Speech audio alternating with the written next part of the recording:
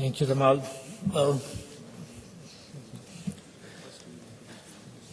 I think we have to, first of all, like to thank all the represented here on the podium, Professor Halag, Mr. Schöffer, Mr. Maini, Kapuria, and Mr. Lal, the Secretary of the SME, Ministry of SME. Ladies and gentlemen, it is, of course, a great honor for me representing UNIDO today with some of my colleagues. And I'd like to, first of all, thank all of you for being with us today and tomorrow in the last few days. And of course, I'm welcoming you on my behalf, but also on behalf of Mr. Li Yong, the Director General of UNIDO, and all my colleagues in Vienna. And of course, this is an important event that we have prepared. We wanted to have together with the MSME Foundation and with the TCI, the Competitive Institute, because we think that this is a very great opportunity to be together, to share the experience in India and other countries, the global experience in the field of cluster development. And of course, we are here not just to take stock of what we do well, what we did wrong, what worked well, what didn't work, but really to understand what is the changing paradigm about cluster development and networking, as we heard now. Of course, we're here to understand there are new trends, there are new challenges, there are new opportunities, and we want to see what are the creative development around networking, putting enterprises together along value chain, how that world is changing, and if we are ready to face those challenges. And of course, we are convinced at UNIDO that cluster development, networking, consortia development is still a very effective tool to promote what we call sustainable inclusive industrial development. It should be inclusive because through clustering we bring in together also a number of economic actors that normally alone would not be able to play a key role in the economy. And it's sustainable because in this process we have to make sure that we are able to comply with the requirements of the market, of both the consumers in terms of environmental sustainability, economic sustainability, and social and ethical sustainability.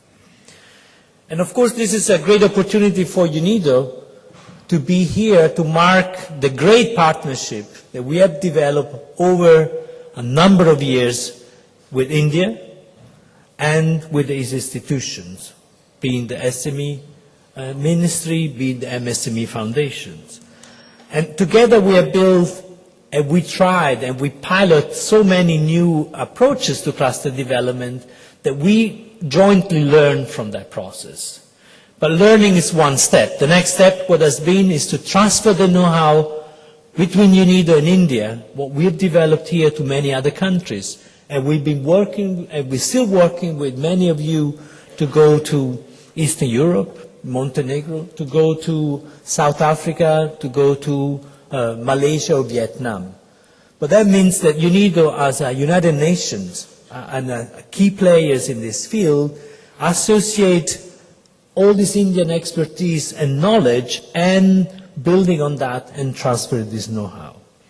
But now, what is the scope? Why we are here is to look about new avenues for cluster development, new challenges. And we even reviewed them last night with Dr. Mukesh and Tamal. And there are a number of things that I think that will emerge in the discussion these few days that I'd like to briefly mention here. We're looking at market-based cluster development, where we looked at, for example, new projects we have in North Africa, where we're focusing on the homeware. That's the market we want to address, and now we do the clustering to reach the market. And that could be another example we are doing in Bahrain on health and wellness cluster development. And again, this is the market. And of course, there are competency-based cluster development that also is emerging. and how collaborative networking and clustering is a way to, again, reach a critical mass and reaching certain market, being able to compete internationally. And that could be focusing on new technology, on ICT, is working on linking, for example, clusters of suppliers with major buyers. And I have also the opportunity in the next session to go more in detail, where we link buyers like a supermarket chain, where they need to source locally a lot of products. And normally the quantity quality is not enough. So we have to put them together to cluster them so they can be able to be the supply, to be sustainable, reliable suppliers. But of course we're looking also at the other scale, and we heard now, is on the small scale, on the micro enterprises. Well, then the focus is on addressing poor issues, and we have a lot of experience we learn in Africa or in Central America with this process, again, is very important. But again, how they can reach certain market targets. Another area that also I think is very important, we will also have a possibility to discuss, is the creation of not a cluster as such, but a consortia, maybe a smaller group to reach a market, so an export consortia, a consortium of enterprises and their institutions where they work on a typical product. Typical product means something that is specific to that area, that if they work together, they standardize, and they reach a certain quality, they can reach a market. Another key issues in this new way to look into cluster development is also the concept of sustainability and innovation. And again, we will have sessions of that where we'll also be able to understand and share experiences how social environmental sustainability is a way to aggregate companies, networking them with a common goal.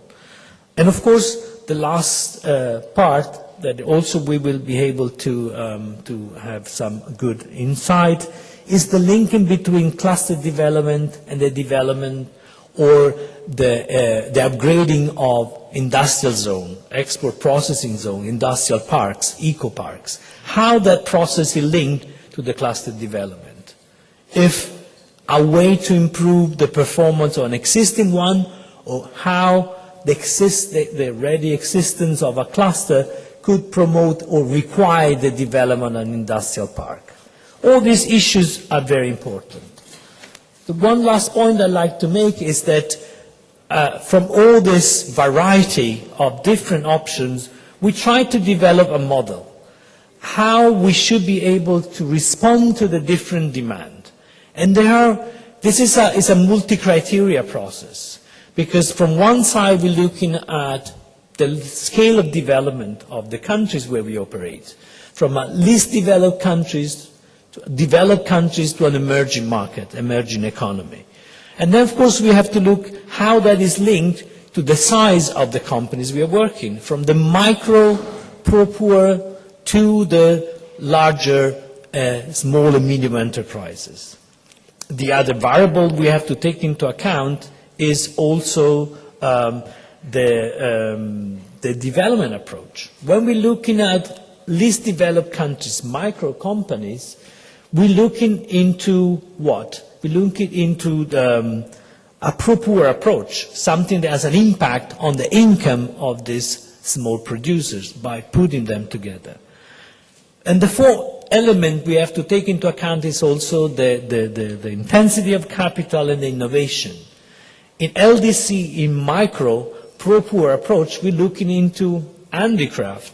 We're looking into cultural industry. We're looking at the small food producers. But the more we move up into an emerging economy, we're looking into larger size of enterprises. We're looking into competitiveness issues are relevant, and we're moving from the low intensity to automotive sector, to transport, to ICT. So we have to see this mapping to be able to have a customized response to promote this development.